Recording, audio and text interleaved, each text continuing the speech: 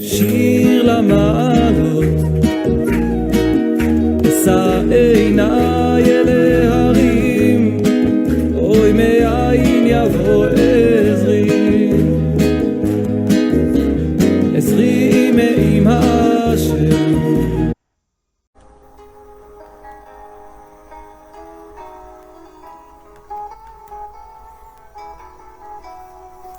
Shalom a todos.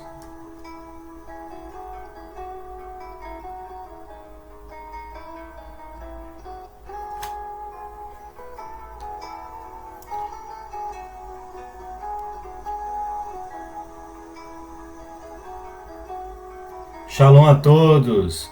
Sou Azarias Ávido e hoje estou trazendo uma série de estudos, tá certo? A partir de hoje. Tá certo? Meus Haverim do Facebook, do Instagram, do YouTube. E o primeiro tema, né, do nosso estudo de hoje é justamente o tema O Eterno Deus de Israel, né? Quem é o Eterno? Né? Muitas vezes as pessoas elas têm dificuldade em conhecer esse Elohim maravilhoso.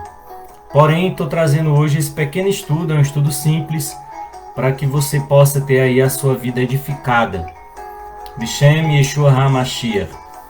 Então vamos lá. Primeiro tópico primeira pergunta, na verdade. Quem é o Criador de todas as coisas? Né? O Criador de todas as coisas está em Isaías 45:18. Né? Isaías 45:18 tem a resposta que diz o seguinte: Assim falou o eterno Criador dos céus, o eterno que formou a terra, que a fez e estabeleceu. Não a criou para ser um caos, mas para ser habitada. Eu sou o eterno e não há outro Deus além de mim. Isaías 45:18. Então, quem é o Criador de todas as coisas? Somente o eterno é o Criador, segundo Isaías 45:18. Segunda pergunta, né? Quem criou com Deus todas as coisas? Né? Então nós vimos aí no Facebook muitos debates de pessoas querendo saber com quem o Eterno criou todas as coisas, né? E nós temos aí a resposta de acordo com Yeshayahu, Isaías 44:24, que diz o seguinte: Ninguém, apenas o Eterno. Diz assim Isaías: Assim falou o Eterno que te redime, o mesmo que te formou desde o ventre materno. Eu sou o Eterno que faço todas estas coisas, que sozinho estendi os céus e sozinho formei a terra. Quem estava comigo? Isaías 44:24. Então Isaías 44:24 ele deixa bem claro que o Eterno sozinho criou todas as coisas. Ele estava só. A pessoa do Pai, a pessoa do Eterno, Hakadosh Baruch Hu, bendito seja Ele, criou todas as coisas. Não havia trindade, não havia duas pessoas. Havia uma única pessoa que criou todas as coisas. E essa pessoa é o Eterno. Na Bíblia de Jerusalém, na versão de Jerusalém, Isaías 44:24, ele ainda faz a pergunta entre parênteses: quem estava comigo? Quem estava comigo? Né? Mostrando aí claramente que o Eterno estava sozinho na criação. Terceira pergunta: como é o nome do Eterno Deus de Israel? Então nós vimos muito no Facebook, aí nas redes sociais, no Instagram, no YouTube, pessoas criando nomes para o Eterno, usando o tetagrama, colocando o tetagrama, né? E criando diversas formas de nomes.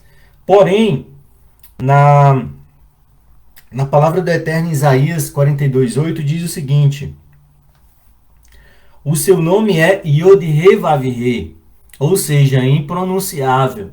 Yod-Heh-Vav-Heh, bendito seja o seu nome, impronunciável. O nome do Eterno é impronunciável. Tá certo?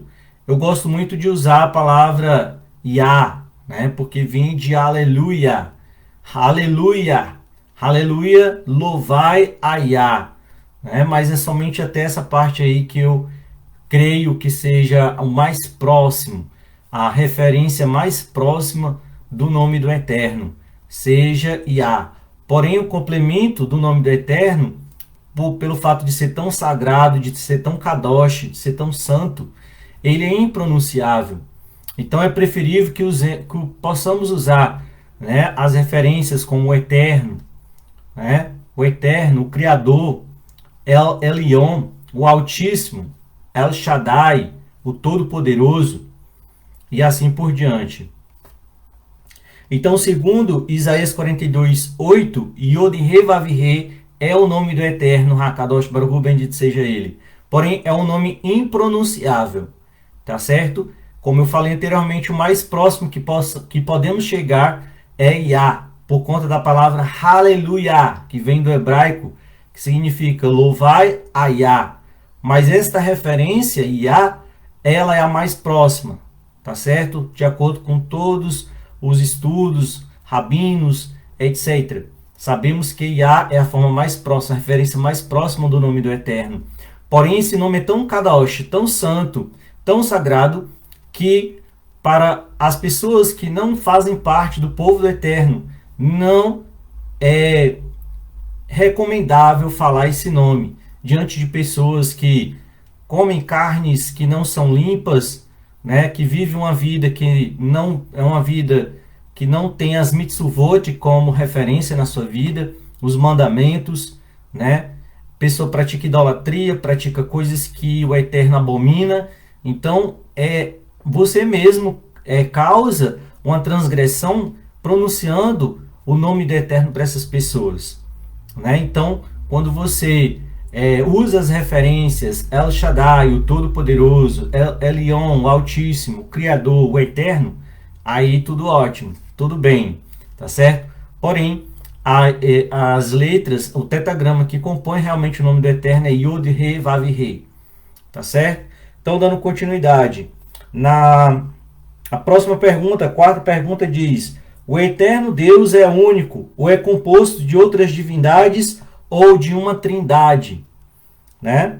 Segundo o Shema Israel, Devarim 6:4, ouve, ó Israel, o Eterno Eloheinu, o Eterno é Echad, o Eterno é um, né?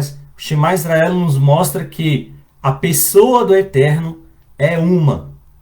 A divindade do Eterno é uma. A divindade do Eterno, ela não é composta, ela é única, né? Então, de acordo com Deuteronômio, Devarim 6:4, Shema Israel, o Eterno Eloheinu, o Eterno Echad, o Eterno é um. Vemos aí claramente que a divindade do Eterno é um. A pessoa do Eterno é única. Não há outro além dele. Esse é o verdadeiro monoteísmo. Quando você declara que ele é Echad. Echad é um. Tá certo? Então não há uma pluralidade na divindade. Esse ensinamento é cristão. Dentro da Torá não existe esse ensino. A divindade ela é única. Em Marcos 12:29, a Bessorá de Marcos, Yeshua, ele vai pronunciar Shema Israel na frente de todos os mestres que ali estão e irá declarar esse mesmo monoteísmo. Então, se você se diz um crente em Yeshua, você tem Yeshua como Mashiach, então você deve crer no monoteísmo. Não de acordo com o paganismo, mas de acordo com o que está na Torá. Tá certo? Então a quinta pergunta é a seguinte: a quem devemos orar ou pedir alguma coisa? Então, a resposta está em Yohanan, João, né, 16:23, que diz: em verdade vos digo, se pedirdes alguma coisa ao Pai em meu nome, ele vos concederá. Então, a quem nós devemos orar? Nós devemos orar ao Eterno. Ao Eterno em nome de Yeshua, que é o nosso sumo sacerdote e mediador nos nossos dias atuais né, na Beit HaMikdash celestial, no templo celestial. Por isso que nós não temos o templo físico hoje, a abominação da desolação, de que falou o profeta Daniel, confirmado também pelo Rabi Yeshua, que é nós sabemos que é a Doma da Rocha, aquela mesquita muçulmana que está por cima do lugar santo lá em Israel, que está por cima do lugar onde deveria estar construído o templo. Porém, por conta daquela mesquita que está ali, não pode haver templo. Tá certo? Ali impede completamente que haja um templo na terra, um templo físico. Porém, nós sabemos que o templo físico, o tabernáculo, que as escrituras relatam que existiram em Israel, no meio do povo de Israel, é uma figura do Beit HaMikdash que tem no céu, do celestial. Ele existe nos céus. E o sumo sacerdote é uma figura do Mashiach, daquele que faz a mediação entre o povo e o eterno, entre o lugar santo e o lugar santíssimo. Por isso que nós não temos templo na terra e não vai ter até a vinda de Mashiach, né? O templo físico na terra ele só vai retornar tudo novamente, as mitzvot, quando o Mashiach estiver na terra. E quanto o Mashiach não tiver, nós não vamos ter templo algum, porque o templo que nós devemos recorrer é o celestial, é o que está no céu, tá certo?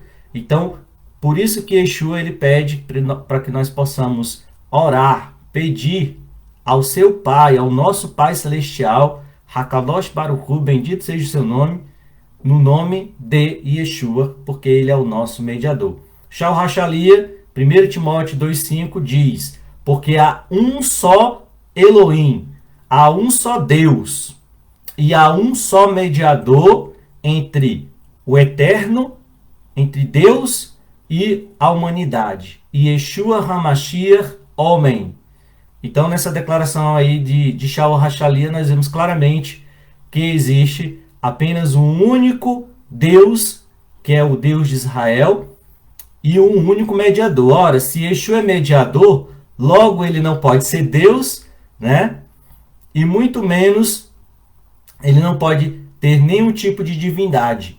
E Shaul declara claramente, Yeshua HaMashiach, homem. Então ele é um homem. Ele continua sendo um homem, porém um homem exaltado, né? Um ser exaltado, diferente de nós aqui da Terra, que vivemos como seres humanos, né? Falíveis às transgressões, né? E falível também à morte, né? Porém Yeshua é o único que em si tem imortalidade, concedida pelo Hakadosh Baruch Hu. Bendito seja o seu nome.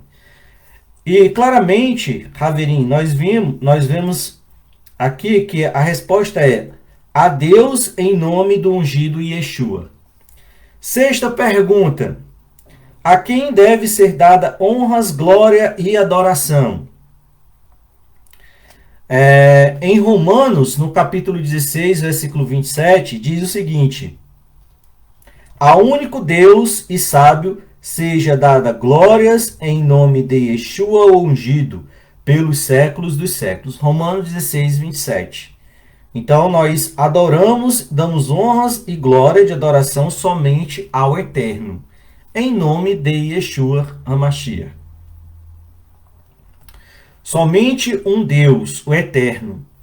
1 Coríntios 8, 6 diz: todavia para nós israelitas, Netzarim, há somente um só Deus, o Pai, de quem procedem todas estas coisas e para quem nós existimos, e um só Mestre, Yeshua ungido, pelo qual são todas as coisas e nós também por ele.